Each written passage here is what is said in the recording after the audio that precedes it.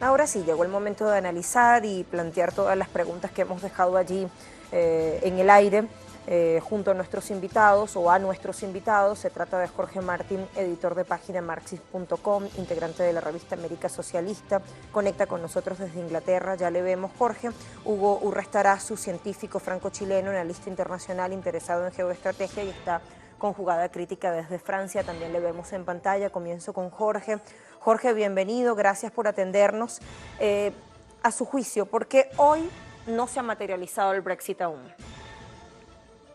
Hola, buenos días. Sí, en primer lugar, hay que decir que Gran Bretaña vive ahora mismo la crisis constitucional más importante en los últimos 100 o 200 años.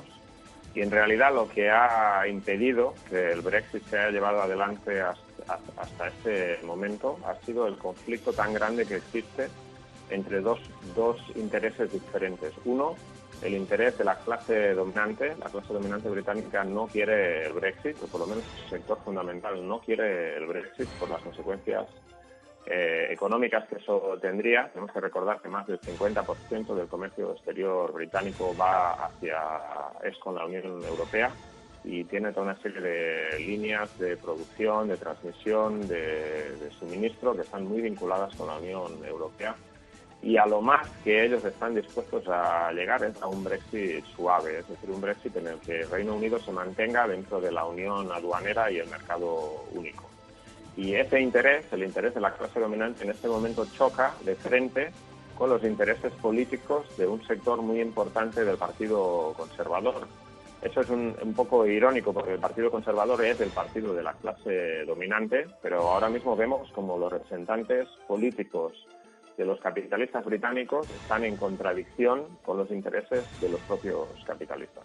Sí. Y el intento de Theresa May de cuadrar el círculo entre esas dos cosas, es decir, mantener el Partido unido al mismo tiempo que aprobaba un Brexit que era favorable a la clase dominante, algo totalmente imposible, fue lo que llevó a la derrota de Theresa May, que no logró aprobar su acuerdo para el Brexit en el Parlamento británico después de 4 votaciones, no porque la oposición votara en contra, sino porque sus propios parlamentarios del Partido Conservador votaron en contra. Y Boris Johnson parece que tiene que lidiar con el mismo problema, pero parece que está dispuesto a lidiar con este problema poniendo los intereses del Partido Conservador por encima de los intereses de la clase capitalista, que no quiere el Brexit y mucho menos quiere un Brexit sin acuerdo, que sería desastroso políticamente, sería desastroso económicamente para sus intereses. Por ese motivo hemos llegado a este punto, y llegados a este punto todavía no está claro. Yo lo veo bastante improbable que el día 31 de octubre tengamos el Brexit, y lo más probable es que haya un nuevo aplazamiento de esta fecha límite. Gracias, Jorge. Vuelvo con Jorge. ¿Quién es Boris Johnson? ¿Cuáles son sus intereses? ¿De dónde vienen? Algunas luces dábamos en el material precedente al análisis. El presidente Trump, leíamos o recordábamos también con sitios digitales, lo ha definido con términos como que es el hombre más adecuado, es un gran primer ministro. Eso lo decía exactamente en el G7 en Francia hace muy poco. Yo quiero preguntarle a Jorge sobre este asunto, ¿no? Pero si al final cederá Boris Johnson, porque decía cosas como que él prefiere estar muerto en una zanja antes que pedir un retraso o una prórroga del Brexit, pero el Parlamento prácticamente le deja sin opción, ¿o es que tiene otra? Claro, Boris Johnson se ha metido él mismo en un callejón sin salida, porque si ahora él pide una prórroga del Brexit, entonces pierde el apoyo del sector del Brexit duro dentro de su propio partido, que es el único sector ahora mismo que le apoya. Hay que recordar que la última semana 21 diputados conservadores han sido expulsados del grupo parlamentario por votar contra el gobierno. Ese es el único apoyo que le queda a él. Muy difícilmente puede pedir una prórroga del Brexit. Entonces le quedan dos alternativas. Una es la que él dice, ha declarado públicamente que está tratando de conseguir, que es de conseguir un acuerdo que sea satisfactorio desde su punto de vista antes del 31 de octubre, es decir, de aprovechar estas 5 semanas de suspensión del Parlamento y luego llegar a la reunión del Consejo de Europa de los días 17 y 18 de octubre con una propuesta que sea aceptable tanto para los partidarios del Brexit como para los diferentes parlamentos europeos. La otra opción es que él ha intimado que puede llevar a cabo es que si él no consigue un acuerdo antes que pedir una extensión, él dimitiría antes del día 31 de octubre, forzando elecciones anticipadas y poniendo la responsabilidad del aplazamiento del Brexit en el posible dirigente de la oposición que tomara control del Parlamento en unas elecciones anticipadas. Entonces parece ser que esa es la jugada que él está tratando de hacer. Boris Johnson es un político extremadamente cínico, que no tiene principios, solamente le interesa su propio poder.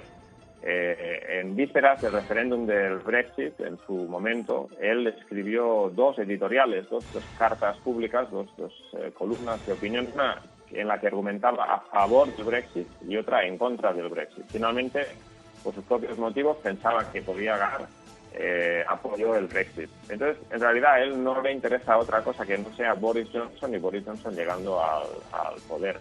Pero para conseguir eso, se ha apoyado ahora en el sector más a la derecha, más reaccionario, más atlantista, más pro-Trump de su propio partido.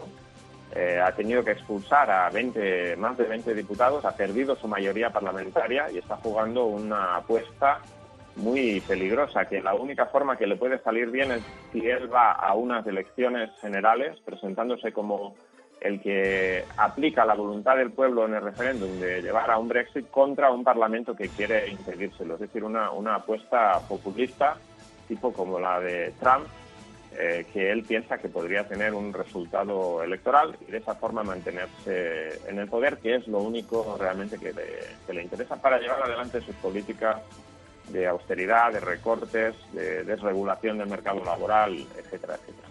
Ya, gracias, Jorge. Le pregunto a Jorge, en un minutito que me queda, Jorge, porque ya me espera un tercer invitado para seguir analizando. Si hurgamos un poco más allá de esa diatriba Brexit, ¿qué es lo que encontramos en Reino Unido como sociedad? Porque lo que decíamos al principio, y ya nos dirás si estás de acuerdo o si no, es una discusión democrática dentro de una monarquía clasista y eso suena a contradicción. ¿Cómo lo ves? Bueno, realmente las medidas que ha tomado Boris Johnson son constitucionales, pero al mismo tiempo son antidemocráticas. Lo que tenemos aquí en Gran Bretaña es un sistema en el que tenemos ahora mismo un primer ministro que no fue elegido directamente en unas elecciones, sino que fue elegido en unas internas del Partido Conservador, que aprueba la suspensión del Parlamento, es decir, la gente que sí fueron elegidos, con el concurso de la reina, que es el jefe del Estado, que nunca fue elegida por nadie. Todo esto es constitucional, pero lo que revela es el carácter tan superficial, digamos, de la calidad democrática de las instituciones en Gran Bretaña. Al mismo tiempo tenemos que durante 3 décadas se han aplicado políticas brutales de austeridad, de desregulación, que han hecho caer todo el peso de la crisis, de las varias crisis que ha habido, sobre las espaldas de la clase trabajadora. Y es en esta situación que surge Jeremy Corbyn como una posible alternativa radical contra el sistema, pero contra el sistema por la izquierda, ¿no? De devolver a los trabajadores sus derechos, de una ofensiva de aumento de poner fin a la austeridad, de aumento de los gastos sanitarios, educativos y etcétera. Es decir, que en el momento que hay una crisis política constitucional muy fuerte en Gran Bretaña, surge una alternativa por la derecha, que es Boris Johnson, pero también una posible alternativa por la izquierda, que es la que está representada por Jeremy Corbyn, y la posibilidad de llegar a tener un gobierno laborista, pero no un gobierno laborista como el de Tony Blair, sino un gobierno laborista dirigido por un socialista que sí responda directamente a los intereses de las amplias masas trabajadoras y dar un giro radical a la política británica después de 30 años de austeridad y políticas procapitalistas. Muchísimas gracias a Jorge y a Hugo por esta intervención, por dar su valoración, sus consideraciones a nuestra audiencia. Hasta pronto.